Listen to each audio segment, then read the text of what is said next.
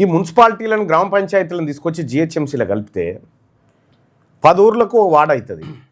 10 ఊర్ల సర్పంచ్లలో 5 సర్పంచ్లు బీసీలకు వచ్చేటి, మా ఎస్సీ ఎస్టీలకు 3 వచ్చేటి.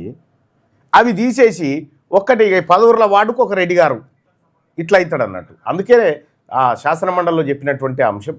సరే, ఏదేమైనప్పటికీ కూడా ఇలా బీసీలమంతా ఒకటైనం, బీసీలమంతా ఆత్మగౌరవం కోసం నినదిస్తూ ఉన్నాం. కాబట్టి ఇక భవిష్యత్తులో ఇట్లాంటి రాజకీయాలు, వీరి దుర్మార్గమైన రెడ్డి రావుల రాజకీయాలు అయితే ఉండయి భవిష్యత్తులో ఖచ్చితంగా. ఇక అది కాకుండా నిన్న చెప్పిన కదా విద్యా వైద్యం కథ ఎట్లా ఉంది అనేది. ఇంకా తెలంగాణ రాష్ట్రంలో రాష్ట్రం ఏర్పడ్డప్పటి నుంచి ఇప్పటి వరకు ఈ దొంగ ప్రభుత్వాలు, ఈ రెడ్లు దొరల ప్రభుత్వాలు ఏం చేసినాయి? మనకు పేదోడు, సర్కార్ దవాఖానకు పోయేటోళ్ళంతా పేదోళ్ళే, అంత పేదోళ్ళే పోతారు. అంతెందుకు కేసీఆర్ రేవంత్ రెడ్డి కలిసి బాలంతల పైసలు తిన్నారు. ఎక్కినా మీకు బాలింతల పైసలు తిన్నారు. ఇది నేను చెప్పింది కాదు, కంట్రోలర్ అండ్ ఆడిటర్ జనరల్ చెప్పినటువంటి లెక్క ఇది. ఇక చూడ్రి, కేసీఆర్ రేవంత్ రెడ్డి కలిసి బాలంతల పైసలు తిన్నారు వీళ్ళు, పచ్చి బాలంతల పైసలు తిన్నారు వీళ్ళు.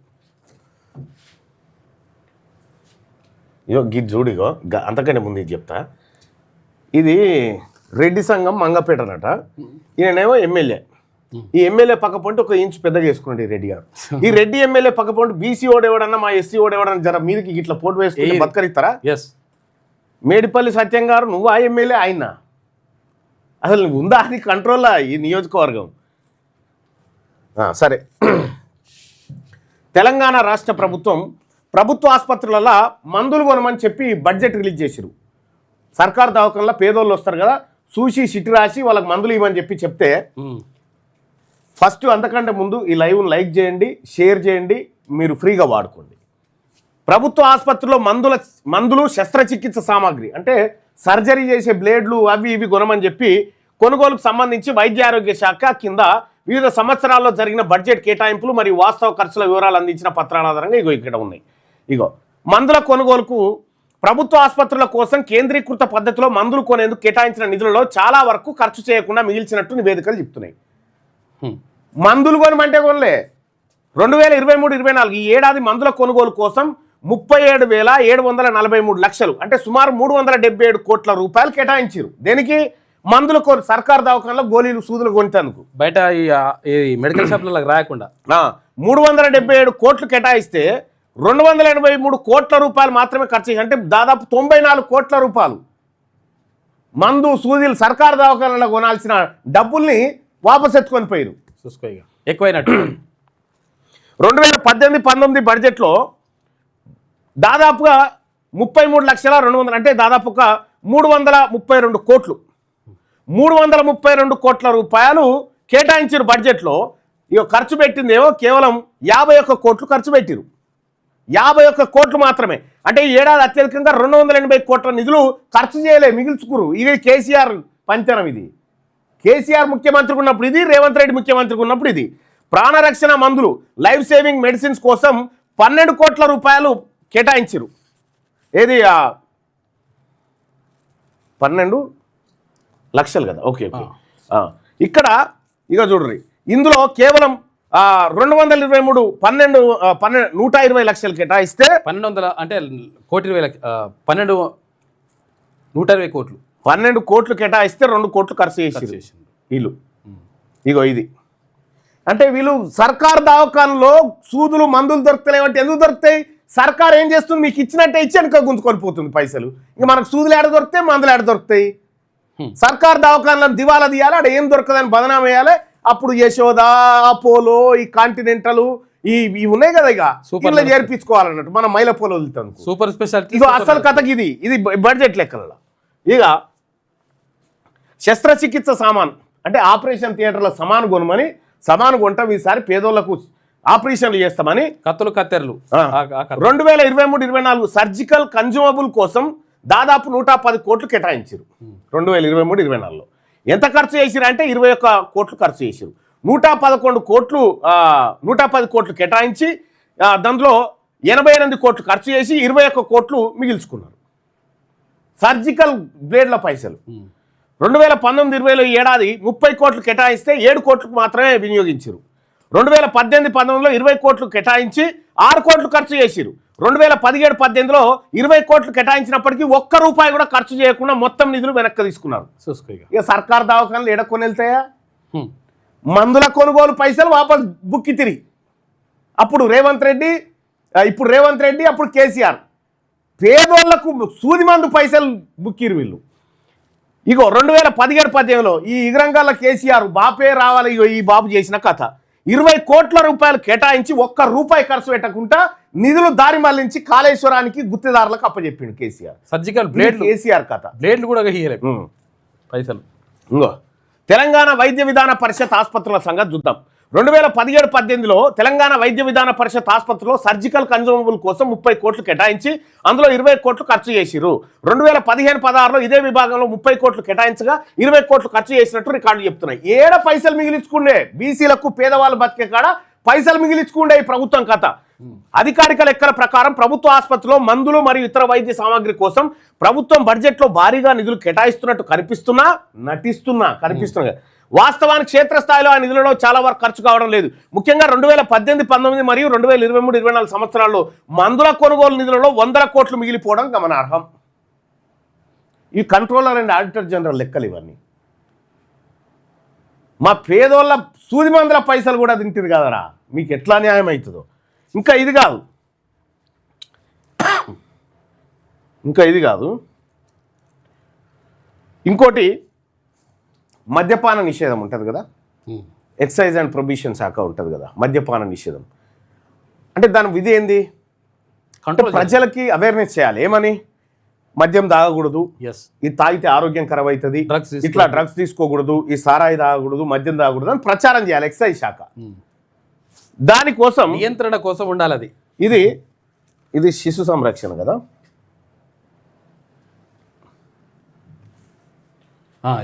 ఇది మద్యపానం తాగొద్దురా అని ప్రచారం చేసేందుకు 2014-15 ఆర్థిక సంవత్సరం ఎక్సైజ్ శాఖ చూస్తే కేటాయింపు ఏంది? మద్యపాన దుష్ప్రభావాలపై ప్రచారం కోసం 4 కోట్ల రూపాయలు దానికి. మద్యపానం తాగొద్దు అని ప్రచారం చేసేందుకు 4 కోట్ల రూపాయలు కేటాయించి ఖర్చు చేసిందంటే ఈ నిధులను అసలు వినియోగించలేదు. మొత్తం నిధులు వెనక్కి తీసుకున్నారట. ఇంకా కావాలంటే తాగురానికి ప్రచారం చేస్తారు. తాగురాని ప్రచారం చేసి 2018-19 ఆర్థిక సంవత్సరంలో కేటాయింపు 50.01 లక్షలు కేటాయించారు. వాస్తవ ఖర్చు ఒక్క రూపాయి కూడా ఖర్చు చేయలేదు. ఇది ఇగురంగాల కేసీఆర్ పరిపాలన. కారణం పరిపాలన పరమైన ఉత్తర్వులు రాకపోవడం వల్ల పనులు ప్రారంభం కాలేదు, అందుకే నిధులన్నీ వెనక్కి ఇవ్వబడ్డాయి. ఇంకా ఇది కాకుండా ఇగో పసిపోరగాలది పసిగుడ్డు అప్పుడే పుట్టిన పసిబిడ్డను కాపాడాల్సినటువంటి పైసలు మింగిరి వీళ్ళిద్దరు. తెలంగాణ రాష్ట్రంలో శిశు సంరక్షణ మరియు సంక్షేమం, women child and disabled welfare ఆ గ్రాంట్ లెక్క అది. ఇది ఏంటంటే ఇగో ఈ పద్ధతిలో రాసిరు అన్నట్టు.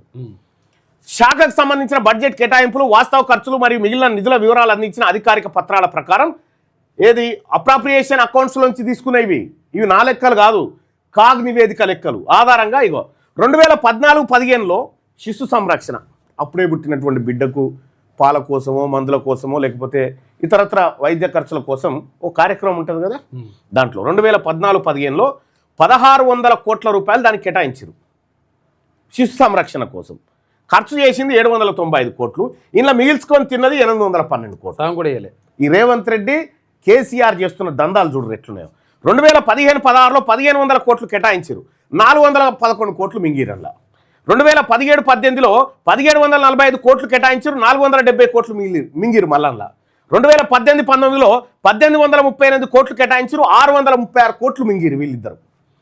2019-20లో 1500 కోట్లు కేటాయించి 238 కోట్లు మింగిరు.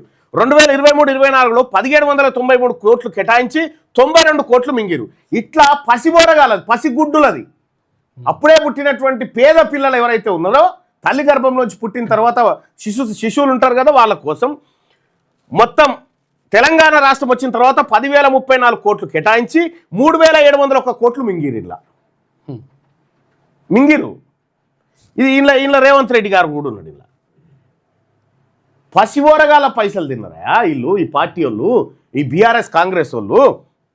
ఇంకో ఇది ఒక్కసారి చూస్తే తల్లి మరియు శిశు ఆరోగ్యంకి సంబంధించినటువంటిది. తల్లి మరియు శిశు సంరక్షణ కోసం ఉద్దేశించిన పథకాల్లో ప్రతి ఏటా భారీగా నిధులు మిగిలిపోతున్నాయి. కేసీఆర్ కిట్ అని పెట్టిండు. ఆ కేసీఆర్ పేరుకే అది. దాని వెనకాల 2023-24 బడ్జెట్లో దీనికోసం 329 కోట్లు కేటాయించగా వాస్తవంగా ఖర్చు చేసింది 3 కోట్లు. 329 కోట్లు ఇగో దీనికోసం ఖర్చు చేస్తున్నా అని కేసీఆర్ అప్పట్లో గప్పాలు కొట్టిండు. హరీష్ రావు గప్పాలు కొట్టిండు. తీరా ఏమైందిరా నాయన, ఎన్ని ఖర్చు చేసిరంటే 3 కోట్లు. 329 కోట్లేడా 3 కోట్లేడా అంటే దాదాపు 98% నిధులు ఖర్చు చేయలేదు కేసీఆర్ కిట్టు పేరు మీద. ఈ పైసలన్నీ అటెత్తుకపోయిండు కాంట్రాక్టర్లకు. కేసీఆర్ న్యూట్రిషన్ కిట్ అని పెట్టిండు. ఇందులో కేంద్ర ప్రభుత్వం వాటా వస్తుంది. ఇందులో 150 కోట్ల రూపాయలు కేటాయించి ఒక్క రూపాయి కూడా ఖర్చు చేయలేదు. కేసీఆర్ న్యూట్రిషన్ కిట్ పేరు మీద 150 కోట్లు కేటాయించి ఒక్క రూపాయి కూడా ఖర్చు చేయలే. ఇగో ఇది అమ్మఒడి అని పెట్టిండు. ఇదే ఏడాది ఈ సేవల కోసం కేటాయించిన 5 కోట్లు కూడా అసలు ఖర్చు కాలేదు. చూసుకో ఇగో వీళ్ళ పథకాలు, వీళ్ళ లెక్క, వీళ్ళ మోసం. ఈ లెక్కలు చూడరు, ఇక మీకు అర్థమవుతుంది. పసిపిల్లల కథ పాపం బాధ. ఇక్కడ అంగన్వాడీ మరియు శిశు సంక్షేమ సేవల కోసం ICDS ఇంటిగ్రేటెడ్ చైల్డ్ డెవలప్మెంట్ సర్వీసెస్కి సంబంధించి 2017-18లో 26 కోట్లు ఖర్చు చేయకుండా మిగిల్చిర్రు. అంగన్వాడీల పేద పిల్లల బువ్వ కూడా ఎత్తుకపోయారు. ఆ గుడ్లు పాల బువ్వ పెట్టకుండా కూడా ఎత్తుకపోయారు. దీని కింద జీతాల కోసం 31.47 లక్షలు అదనంగా తీసుకున్నప్పటికీ అసలు బడ్జెట్ నుంచి భారీగా కోతబడ్డది. అంటే చిన్న పిల్లల అంగన్వాడీ కాడ మన పేద పిల్లల సొమ్ము కూడా తిన్నది వీళ్ళు. శిశు సంరక్షణ సేవలు ఇక్కడ 2023-24లో 14.56 కోట్లు కేటాయించగా 5.68 కోట్లు తగ్గించి కేవలం 8.89 కోట్లు మాత్రం ఖర్చు చేశారు. ICPS ఇక్కడ 2023-24లో దీనికోసం 33 కోట్లు కేటాయించగా వాస్తవం ఏం 17 కోట్లు. ఎటు పోతున్నాయి 20 మరి పైసలు కేటాయింపులు అనౌన్స్మెంట్లేనా, డైలాగులేనా? ఖర్చు ఎందుకు చేస్తలేరు? బడ్జెట్లో సూపర్ డూపర్ అంటారు. డూపరు ఇలా బల్లలు కొట్టుడు. ఏ ప్రభుత్వం ఇయ్యనంతా మేము ఇస్తా ఉన్నామని డైలాగులు కొట్టుడు. ఈ అమ్మ ఈ దొంగలరా నాయన వీళ్ళిద్దరు ఒడ్లుకొని అన్నట్టు. ముఖ్యమైన శిశు సంరక్షణ పథకాల విశ్లేషణ చూస్తే మౌలిక సదుపాయాలు, భవనాల నిర్మాణం, అంగన్వాడీ కేంద్రాల నిర్మాణం కోసం కేటాయించిన నిధులను వినియోగించడంలో ప్రభుత్వం విఫలమైంది. 2015-16లో అంగన్వాడీ భవనాల కోసం 20 కోట్లు కేటాయించగా 18 కోట్లు ఖర్చు చేయకుండా మిగిల్చారు. 18 కోట్లు మింగిరు. ఇలా 20 కోట్లు కేటాయిస్తే 18 కోట్లు మింగిరు కాంట్రాక్టర్లకు. 2018-19లో అంగన్వాడీ కేంద్రాల నిర్మాణం MGNREGA కింద ఎంత 15 కోట్లకు ఒక్క పైసా కూడా వాడకుండా వెనక్కి పంపించేసారట. ఈ పేదోళ్ళకి ఇస్తారా? ఈ పేదోళ్ళ కారా మనం తిండి పెట్టేది? ఉన్నది మనం రెడ్లు వెలమలు మంచక తింటాము. కానీ ఇది మన పోరగాల బువ్వ ఎత్తుకపోయారా, మన గోళీలు ఎత్తుకపోయారు, మన సూదులు ఎత్తుకపోయారు.